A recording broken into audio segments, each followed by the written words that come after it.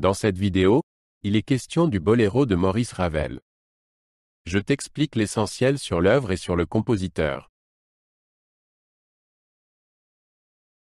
Maurice Ravel était un compositeur français connu pour sa musique unique. Né en 1875 et mort en 1937, Ravel a écrit de nombreuses œuvres, dont des opéras, des ballets et des pièces d'orchestre.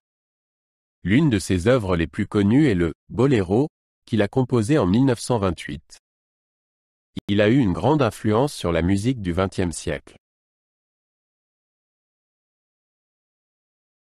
Le boléro est une œuvre musicale très célèbre de Maurice Ravel. La pièce est écrite pour un grand orchestre et a une structure très simple, mais efficace. Il se compose d'une mélodie répétitive et d'un rythme constant qui, ensemble, forment un développement passionnant tout au long du morceau. Le boléro dure environ 15 minutes. Le boléro a une forme très particulière qui le distingue des autres morceaux de musique. Il commence très doucement et devient progressivement plus fort, tandis que la mélodie est jouée par différents instruments. La mélodie reste presque identique au fur et à mesure que le morceau progresse. Cette structure crée une tension croissante. À la fin, le boléro atteint un point culminant puissant et dramatique. Ravel a utilisé de nombreux instruments différents pour composer le boléro. Au début, on entend une flûte qui joue la mélodie, accompagnée d'un tambour discret. Peu à peu, d'autres instruments comme des clarinettes, des saxophones et des cors s'ajoutent. Chaque instrument contribue à rendre le son plus riche et plus ample. La caisse claire joue en permanence un rythme régulier, considéré comme typique du boléro. L'harmonie du boléro est relativement simple, car le morceau reste principalement en do majeur. Le rythme est cependant particulier et très caractéristique. La figure rythmique constante du tambour donne au morceau une atmosphère espagnole. Le rythme reste le même tout au long du morceau, ce qui, avec la mélodie répétitive, crée un effet hypnotique.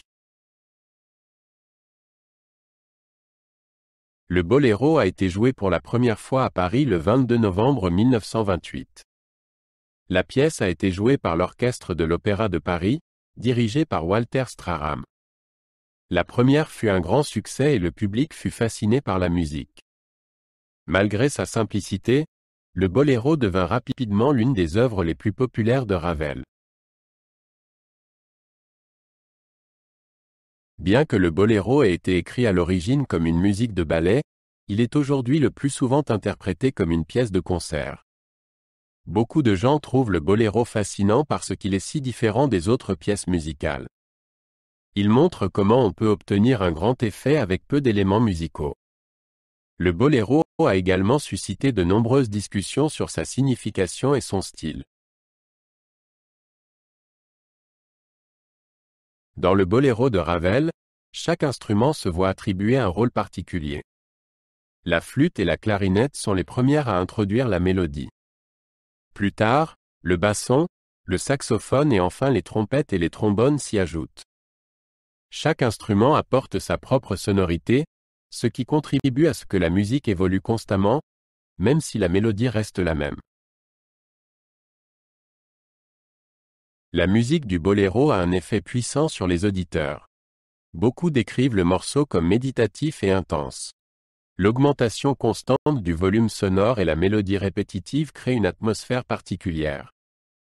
Le boléro reste pour beaucoup une expérience inoubliable, et le morceau est également très apprécié des jeunes.